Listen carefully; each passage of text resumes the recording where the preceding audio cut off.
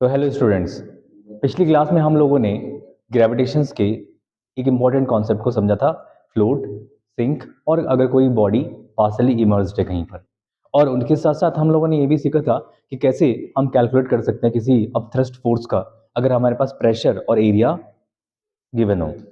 अब हम इसके चैप्टर के कुछ इनसाइड क्वेश्चंस कर लेते हैं, इनसाइड के क्वेश्चंस। तो सबसे पहले क्वेश्चन आपका यही है एक तरह से, why will a sheet of paper fall slower then the one that is crumbled into a wall. Crumbled into a wall, अगर मान लो सपोज ये आपके पास एक कोई शीट है, ये प्लेन शीट ये है, और एक प्लेन शीट के साथ साथ एक आपके पास कैसी बॉल है, इसी का एक क्रम्बल्ड बॉल बना लेते हैं।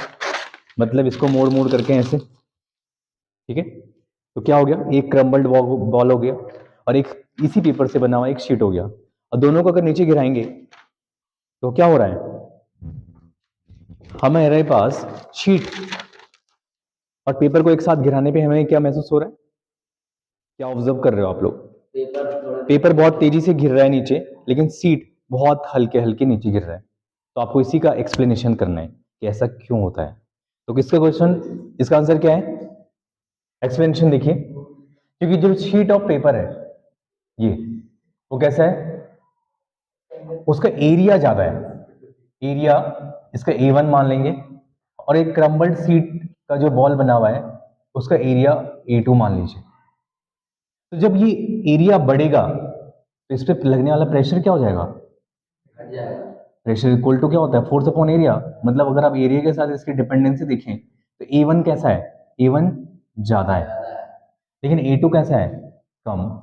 इसका एरिया स्मॉल है, इसका एरिया लार्ज है। तो यहाँ पे क्या हो जाएगा, एरिया जैसे बढ़ेगा वैसे प्रेशर क्या होगा, घटेगा।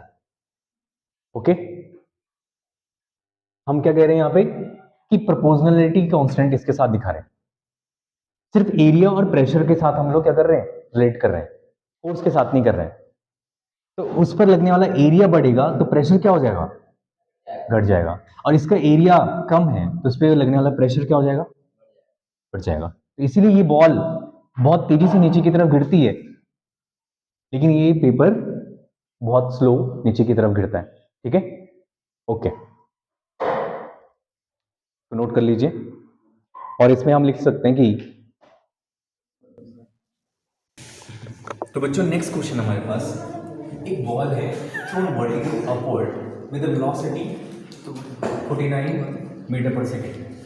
और इसको अगर क्या करेंगे, एक बॉल है आपके पास ऐसे, और इसको क्या कर रहे हैं, कितना वेलोसिटी से ऊपर फेंक करें, इसको हम लोग कुछ वेलोसिटी से इसको ऊपर की तरफ फेंक रहे हैं, और ये मैक्सिमम पॉइंट तक रीच करता है। कितना मैक्सिमम पॉइंट तक रीच करता है, मैक्सिमम, उस मैक्सिमम पॉइंट को, मैक्सिमम हाइट को आपको कैलकुलेट करना है। जैसे कि मान लो या एक्स एस मान लीजिए इसको।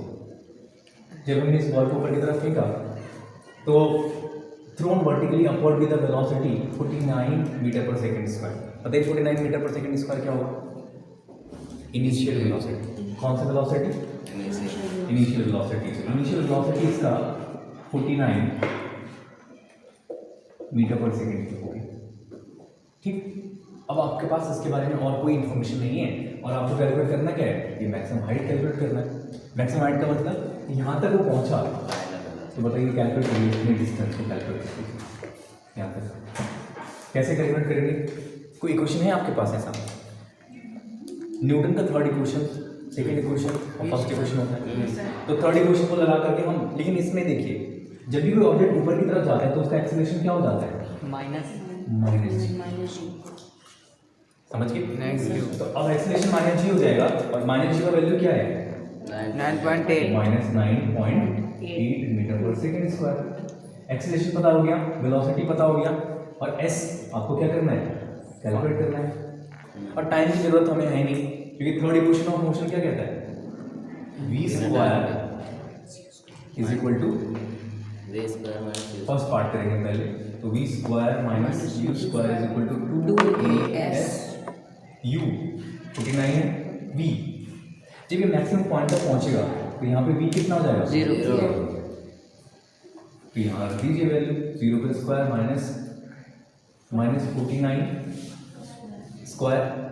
पता है ना माइनस क्यों आया वैसे? अच्छा माइनस नहीं, बस ऊपर की तरफ जा रहा है।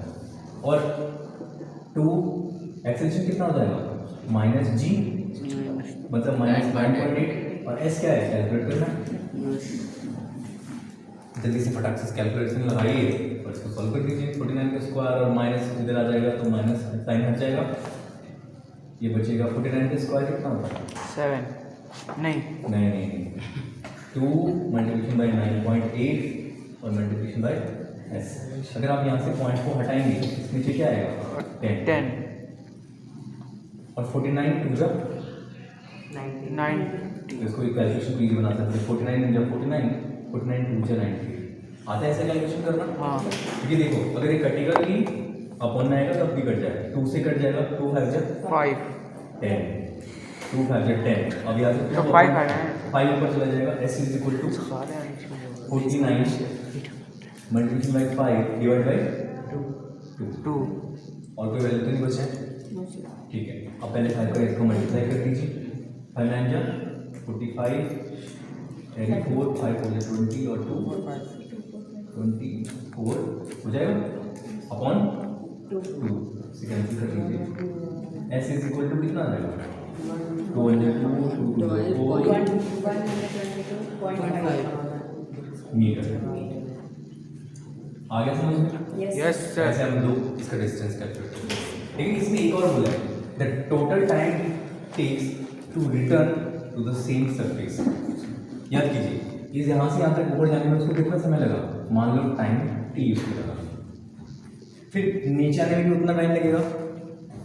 तो सेकेंड वाला पार्ट कैसे कर लेंगे? सेकेंड पार्ट करने के लिए हम लोग कौन सी इक्वेशन यूज कर सकते हैं? फर्स्ट इक्वेशन क्या होता है?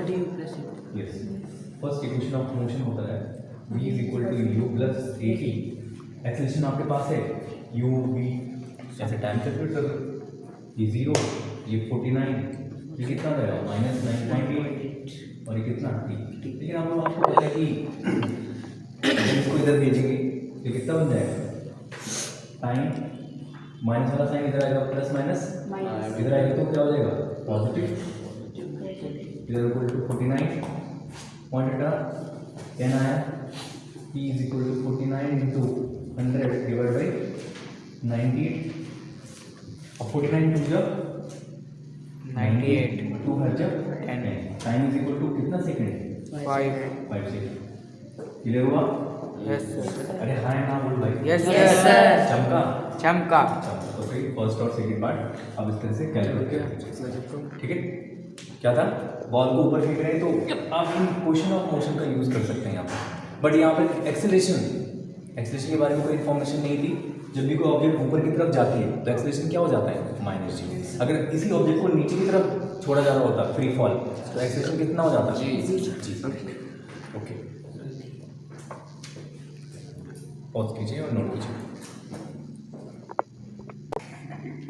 ओके हाँ, और अगर ये टाइम हमारे पास कौन सा है? सिर्फ ऊपर जाने का टाइम है। ये कहाँ है? ये एक तरफ का टाइम है, ये वन साइड का हो गया। कितना साइड का? वन साइड का। अब फिर क्या बोला है क्वेश्चन में? The return to the same surface, return to the surface of the अर्थ।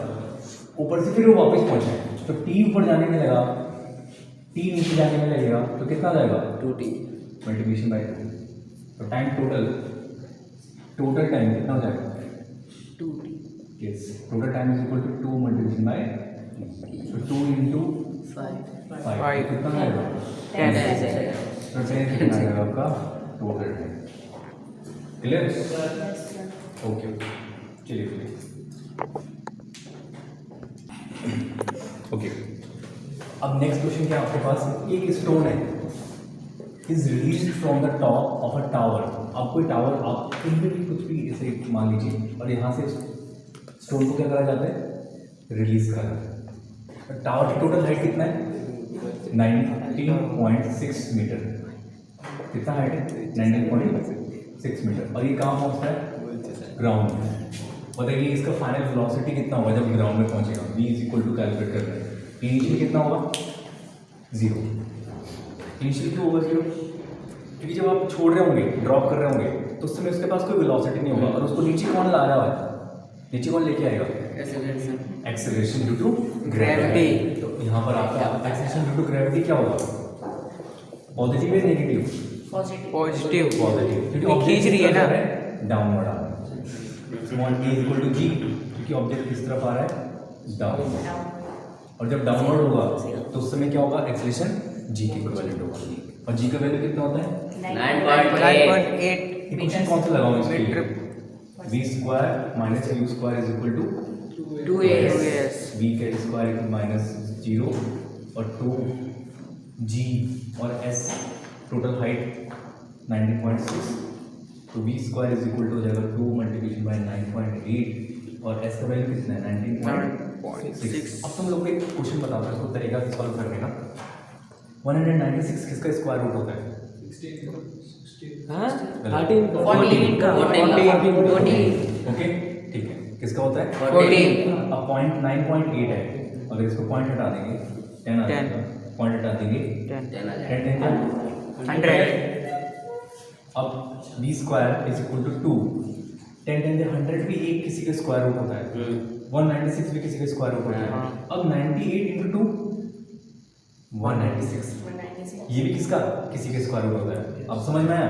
कोई बच्चा हो सकता है कि यहाँ पर देखते ही हुए एकदम उसके दिमाग में आ जाए और 2 से काटने पीटने लग जाए और फिर कह रहे कि सर मेरा आंसर नहीं आएगा।